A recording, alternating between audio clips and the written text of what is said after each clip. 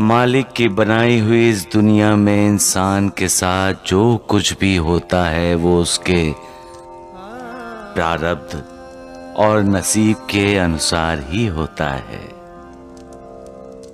प्रारब्ध या नसीब इंसान के कर्मों से बनता है, उसे कोई नहीं मिटा सकता, स्वयं मालिक भी नहीं। इंसान जो भी कर्म करता है, अच्छे या बुरे, उसका फल उसे भोगना ही पड़ता है। जैसा हम चाहते हैं जब वैसा नहीं होता तो हम उसे अपनी बदनसीबी और बदकिस्मती कहते हैं।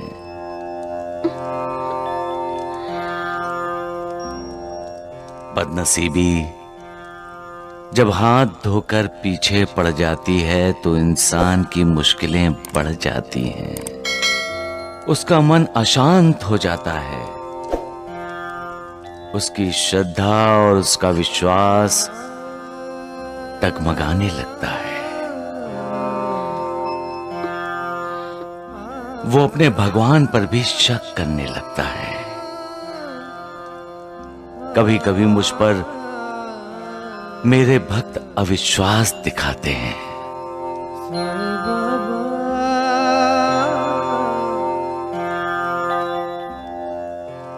मेरे एक भक्त ने 2 बार अपने नजदीकी रिश्तेदारों को मेरी दी हुई उदी भेजी, लेकिन बदकिस्मती से उसके रिश्तेदारों ने 2 बार अविश्वास किया और उदी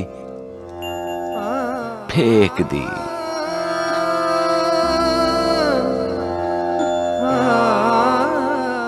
यही तो बदनसीबी है, उस रिश्तेदार की भी और मेरे भक्त की भी। यही प्रारब्ध है और प्रारब्ध को कभी बदला नहीं जा सकता।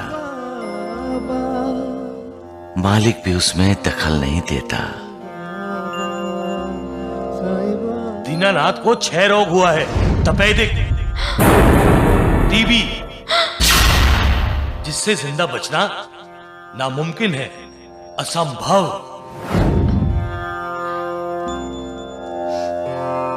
ऐसी हालत में भी जो मालिक पर श्रद्धा रखते हैं, विश्वास करते हैं और जो अनन्य भाव से मालिक की शरण में जाते हैं, उन्हें बदनसीबी के चक्रव्यूह से बाहर निकलने का रास्ता मिल ही जाता है। मैं आपका इशारा समझ गई साईं बाबा। आप पर मेरा विश्वास और मेरी श्रद्धा कभी नहीं डगमगाएंगे। आप ही मेरे भगवान हैं, आप ही मेरे तारनहार हैं, आप ही मुझे बदनसीबी के चक्रव्यूह से बाहर निकलने का मार्ग दिखाएंगे। आपने मुझे सुखी रहने का आशीर्वाद दिया है और मैं आपकी शरण में आई हूँ। मुझे आपका आशीर्वाद सच करने की शक्ति दीजिए साईं बाबा। सबका मालिक एक। हर इंसान का जीवन उसके पिछले जन्म पर निर्भर होता है। उसने पिछले जन्म में जो भी बुरे कर्म किए हैं, उसके कारण उस पर जो भी दुष्परिणाम होने वाले हैं, वो उसका पीछा नहीं छोड़ते। उसे उसके कर्मों की सजा या तो इस जन्म में मिलती है, नहीं तो अगले जन्म में उसे उसके कर्मों का फल भुगतना ही पड़ता है और इसमें उसकी कोई भी मदद नहीं कर सकता। खुद भगवान भी उसे संकट से बाहर नहीं निकाल सकते। इंसान के जो भी कर्म होते हैं, अच्छे या बुरे, उसे उसके कर्मों का फल भुगतना ही पड़ता है। यही भगवान का नियम है। इसीलिए हो सके तो हमेशा सबके साथ प्यार से रहो, हमेशा सबके साथ अच्छा व्यवहार करो, हमेशा दूसरे के चेहरे पर खुशी होने का कारण बनो। जब हम दूसरों के जीवन में खुशियाँ लाते हैं, तब भगवान हमारा जीवन खुशियों से भर देते हैं। कभी कभी इंसान जैसा सोचता है वैसा नहीं होता, तब इंसान अपने आप को कोसता है तो इंसान उसे अपनी बदनसीबी समझता है। वो अपने नसीब को बहुत कोसता है। जब बदनसीबी इंसान के हाथ धोकर पीछे पड़ जाती है, तब इंसान के जीवन में मुश्किलों पर मुश्किलें आ जाती है और फिर ऐसे में इंसान का मन अशांत होने लगता है। फिर भगवान पर भी उसका भरोसा, विश्वास, श्रद्धा कम होने होने लगती है।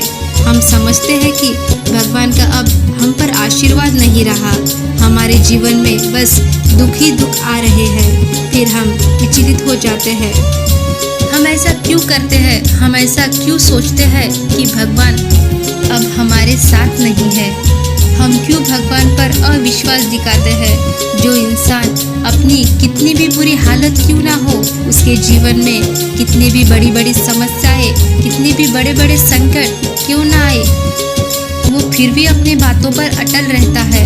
उसका विश्वास भगवान पर से कभी भी कम नहीं होने देता।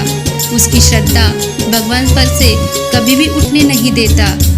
उसकी श्रद्धा भक्ति हमेशा अटूट रहती है। उसके जीवन की एक ना एक दिन सारी इच्छाएं पूरी हो जाती है। उसके जीवन में जो कुछ भी दुखों का अंधेरा छाया हुआ है, वो सब नष्ट होकर सुखों का उजाला छा जाता है। इसीलिए कभी भी भगवान पर शक मत करो, कभी भी भगवान पर संदेह मत रखो, हमेशा सब्र रखो, क्योंकि साईं बाबा का मंत्र ही यही है, श्रद्धा और सबूरी।